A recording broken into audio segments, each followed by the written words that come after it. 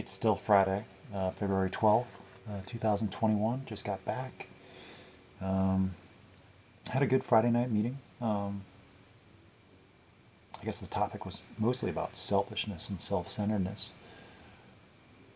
Yes, and that's one thing about recovery, is it helps put a better slant angle on things. Because, you forget, you know, without reminders. I don't know. We can get so focused. Well, I can. I figure other people can too. Um, and just, I don't know. So, get my little reset, I guess. I forget what I talked about. I talked about something. For a good 5 minutes, I was talking. Um, at the very beginning, too, after reading the daily reflections twice, because no one had a topic. And so when it gets read the first time and no one has a topic, because no one wants to talk up or speak up and admit that they have something that they're thinking about. Because self-consciousness and, sensitivity and fear and standing out from the crowd, because no one wants to stand out from the crowd. And also with the court-ordered folks, I don't know. They don't want to get made fun of or ridiculed or persecuted or victimized or ostracized or, haha, you've got problems. Like what? Everybody's got problems. But, it is the playground.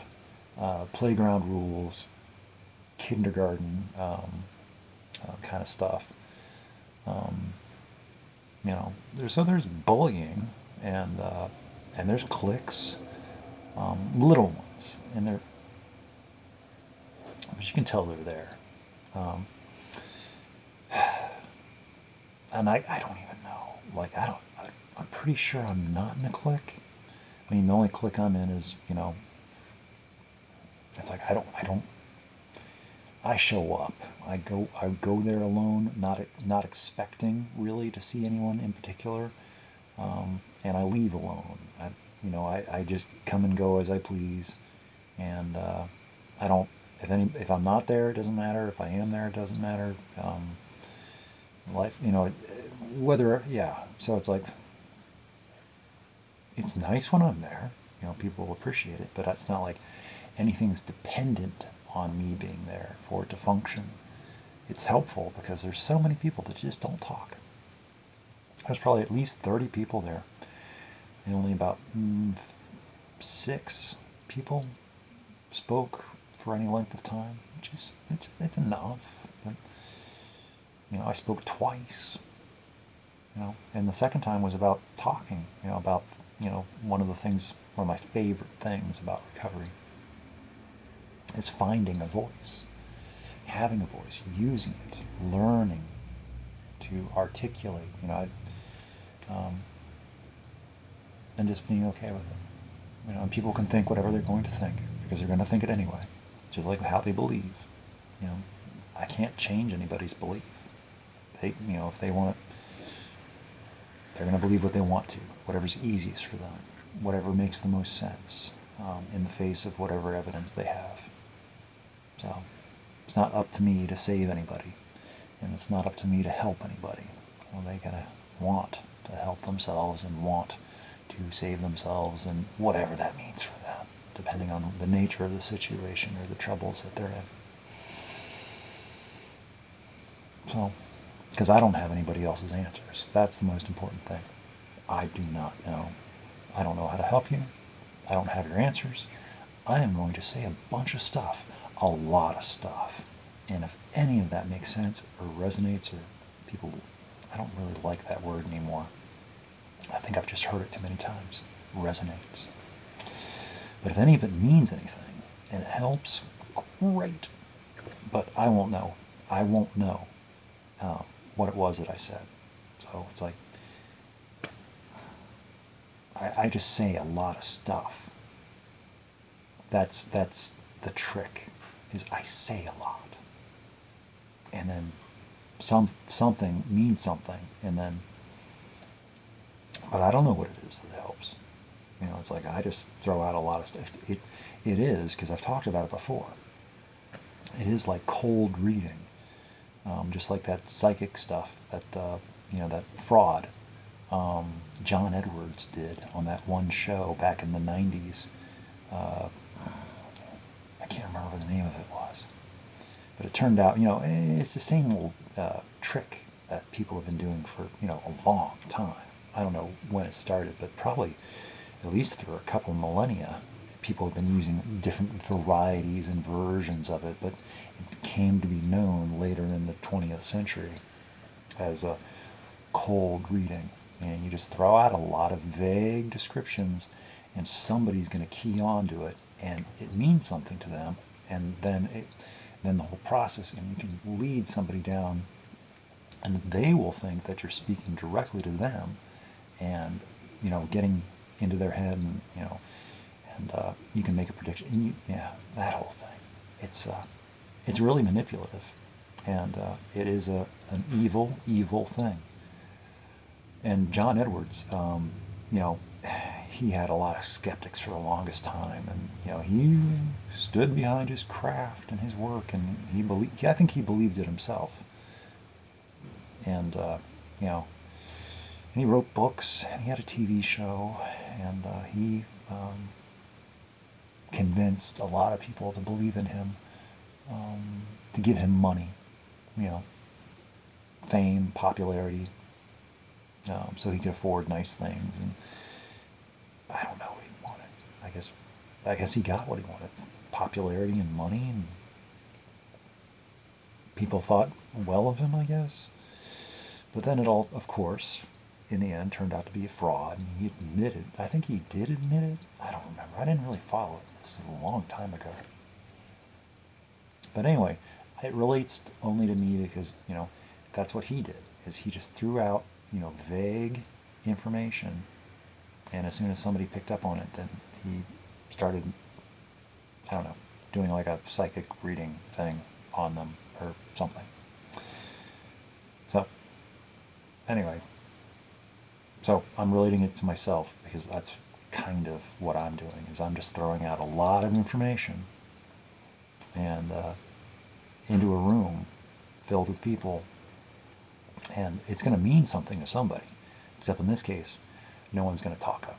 No one's going to speak up and say anything, because I'm not going to talk to anybody individually. I'm talking to the room anonymously, as myself, for myself. And if it means something, great. If it doesn't, it means something to me that I said it. And I touch on that too. That when I'm talking, it's for me. I get to hear myself saying my own thoughts out loud, admitting things to myself, being honest with myself. And if that happens to help anybody, yeah. And I've mentioned that, it was instilled in me early on at the treatment center. So it's like, if I want to recover, it's excuse me, one take. It's on me. My recovery is my responsibility. My sobriety is my responsibility. No one's going to do it for me. No one gets to do it for me. Why would I want to let anybody else, oh, and that was the other thing. There's this one guy. Let's call him, well, let's not call him anything. But there are some people that insist that if you don't believe how they believe what they believe, and believe in and how they believe it, that you're just not going to do well. Because obviously you have to believe what they believe and how they believe it, and do what they do to prove that they believe it the way they believe it, because that'll help them. Because it helps them, it must then therefore help you. You just don't know it yet because you haven't tried. You need to force yourself to try it. And then agree with them. Because it's really important that you have to agree with them after having been forced to try what they're telling you will work for you, because it works for them. Did that make sense? Probably not. It's confusing. people are really rigid in their thinking about since it works for them and they were forced to do it, that it must work for you. Um, and if you don't do it, then, well, you're just not sick enough, and you probably should just go back out until you're sick enough to, and it's like, what? There's a whole lot of hypocrisy, you see, and not in the literature itself. A little bit there is, but from the way people talk to coerce and fearmonger and doomsay people into, they want to fix, manage, and control people into, I don't understand. But the people, you'd think they'd understand that doesn't work, but people just rebelling. It doesn't, people don't like it. They know. I mean, people have that independent need to, I don't know. I'm not really making sense. I know what I'm talking about, but I'm not able to speak it right now. I'm a little bit emblazoned. No, that's not the right word. No. Anyway, I'm riled up. Let's go with that. But anyway, I just don't like it. And it's okay. And I have my opinions. And this particular gentleman, I had, he spoke a really good way of life. But then I just have difficulty when people start,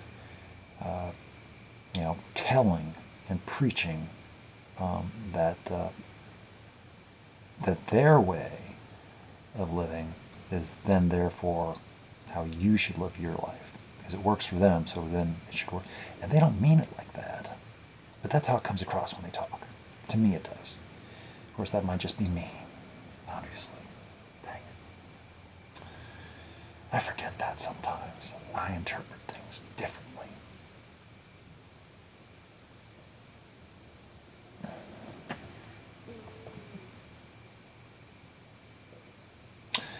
I am not too sensitive. I'm just a little bit extra sensitive. And I'm not too different, and I'm not too strange, and I'm not too normal, and I'm not too distant, and I'm not too detached, and I'm not too disassociated.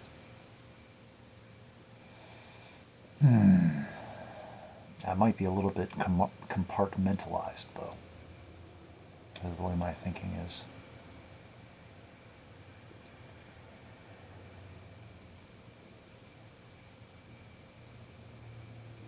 I do get tunnel vision. And,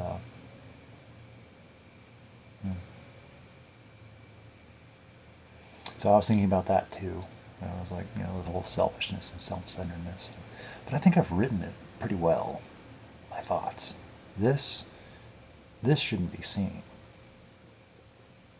So I think I've said that too. So it's like, yeah, this is just between you and me. So no comments.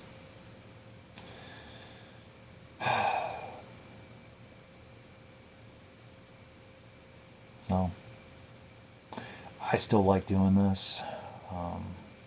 It doesn't mean anything. It's not for entertainment purposes only. This is just somebody trying to, keep their sanity in check to the best of their ability. And hey, it works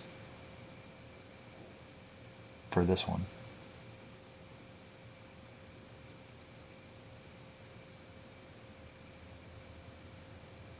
It's like I can see my own writing, like how the stuff I used to would have been having this conversation in writing.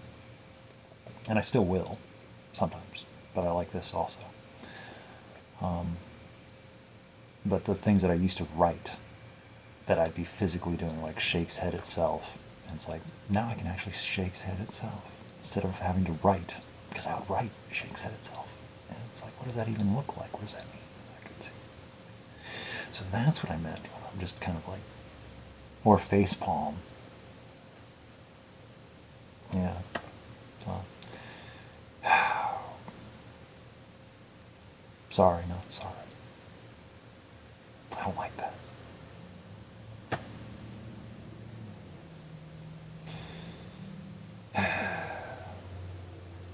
Yeah.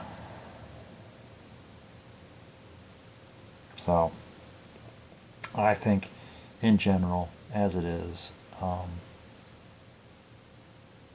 I've probably, overestimated a lot of stuff, especially my significance, value, relevance, um, importance, um, and I just don't matter nearly as much as what I tend to give myself credit for in certain aspects. Kind of hoped I did, um, but you know, reality has a way of disproving what I imagine. So there's that. So, and it's not like a surprise even, you know, just disappointing. But it is what it is, and it's like everybody has a right to, because I do the same thing. So it's like, and it's probably for the best, if it is, it's got to be for the best. Like, if I'm not the right person, then, I'm not the right person. And it's like they recognized it first. So, and it's like, given more time, maybe I would have recognized that they weren't the right person for me. So, I just hadn't gotten there yet. Or, or maybe I never would have gotten there. I don't know. But I just knew that I was still, you know, interested. I still am. You know, that's not a secret. I keep interacting, but it's not really, probably shouldn't. Probably crossing over into the borderlands of being annoying and a pest. And no one likes that. I'd like to think that it's coming across as sweet or endearing, but from the past, no, it's not coming off like that. It's coming off as desperate and attention-seeking. And it's like any excuse I have about, well, how do they know that I'm still thinking? Well, maybe they would prefer me not to be thinking about them. So that's the thing. So I feel I have a pretty good read. But I doubt my perception so much. It's like now I'm just all sorts of mixed up. I've just, I can come at things from all sorts of different. It's like, well, what about all this stuff? And what about all that stuff? And it's like, And if like, it's like, I have lost the plot. I've lost the narrative. And I don't even know on this one issue. It's like, what's even real anymore? So that's not good. And I should probably just focus on other things that I have some better understanding of, that are like, I don't know, in my general area, and I have some contact with, and I can actually ask questions and communicate with. Because, that seems like a necessary part of anything is, communication. If I don't have communication, then I don't really have much to work with. So, yeah. So there's that. And it's not a matter of blame or fault or anything like that. It's just a matter of not being interested. They don't have time or interest or inclination. and then there's the miscommunication, misunderstanding, but oh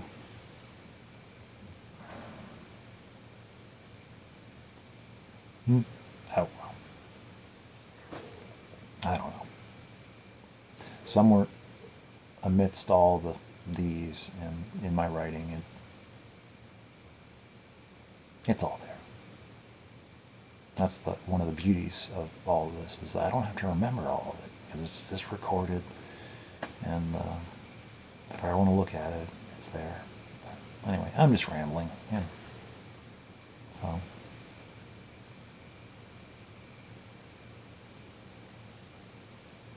Wistful and forlorn. So anyway,